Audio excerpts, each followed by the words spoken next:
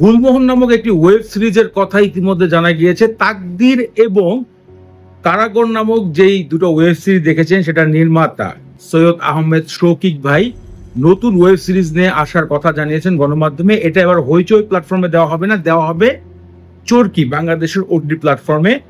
নায়ক হিসাবে কাকে দেখা যাবে সেটা নিয়ে কথা বলি নাই। আমার মনে হয় যে এখানে চঞ্চল চৌধুরীকে আবারও তিনি প্রেজেন্ট করবেন, বিকজ তার লাস্ট দুটা যে ওয়েব সিরিজে কাজ করা হয়েছে বা তৈরি করেছেন সেটার মধ্যেই কিন্তু চঞ্চল চৌধুরী ছিল। তাকদিরেও চঞ্চল চৌধুরী মুখ্য চরিত্রে এবং কারাগারে পুরো ভূমিকাটাই কিন্তু রেখেছে চঞ্চল চৌধুরী। তো উনি যে এখন নতুন যে প্রজেক্টের কথা জানিয়েছেন গুলমোহর, এটা কিন্তু ওই ধরনের কোনো ক্রাইম সিন দেখানো হবে না যেমন তাকদির রাস্তায় দৌড়িয়েছে আর কারাগারে দেখানো হয়েছে যে অতীতের একটা প্রতিশোধ এটা।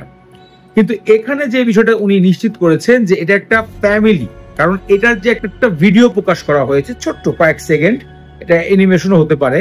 তো সেখানে একটা বাড়ির সামনে যে নেম প্লেট লাগানো হয় না, ওইখানে গুলমোহর লেখাটা দেওয়া হয়েছে, তাই বোঝা যাচ্ছে যে একটা ফ্যামিলিকে ঘিরে তৈরি হবে। হয়তো রাজনীতির একটা ছোঁয়া থাকবে, সেই ফ্যামিলির ভিতরে যেই অকারেন্স থাকে এরকম একটা বিষয় কিন্তু একটা মেসেজ পুরো ছোট্ট কয়েক সেকেন্ডের একটা ইন্ট্রোতে বোঝানো গিয়েছে।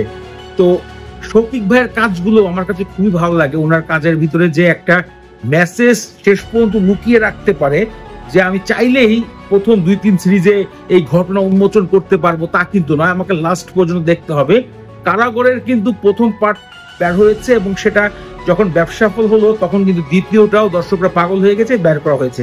কিন্তু তাকদিরের কিন্তু ফার্স্ট যেই এপিসোডটা বা সিজনটা দেখেছি, তার দ্বিতীয় সিজন কিন্তু এখনো আসেনি, হয়তো উনি ওটাকে ওইভাবে রেডি করছে। সো গুলমোহরকে নিয়ে বেশ অনলাইনে আলোচনা হচ্ছে, বোঝা যাচ্ছে তার কাজের প্রতি দর্শকদের কতটা উত্তেজনা আসলে রয়েছে। এখন যে বিষয়টা বলতে চাই যে এই গুলমোহরে অনেকজন দাবি করছে যে মোশাররফ করিমকে দেখা যাবে, কিন্তু আমার মনে হয় না যে এখানে ওনাকে আনা হবে। আমার মনে হয় যে এটার ভিতরেও এবারও আমরা চঞ্চল চৌধুরীকে দেখতে পারবো। তো ফ্রেন্ডস, আমার কাছে খুব ভালো লেগেছে, কারণ শৌকিক ভাইয়ের কাজগুলো বেশ ভালোই লাগে। তো আপনার কাছে শেয়ার করলাম। আপনাদের কোনো মতামত থাকলে ভিডিওতে কমেন্ট করে যাবেন। পরবর্তী নতুন ইন্টারেস্টিং বিষয় নিয়ে কথা হচ্ছে। সে পর্যন্ত আল্লাহ হাফেজ।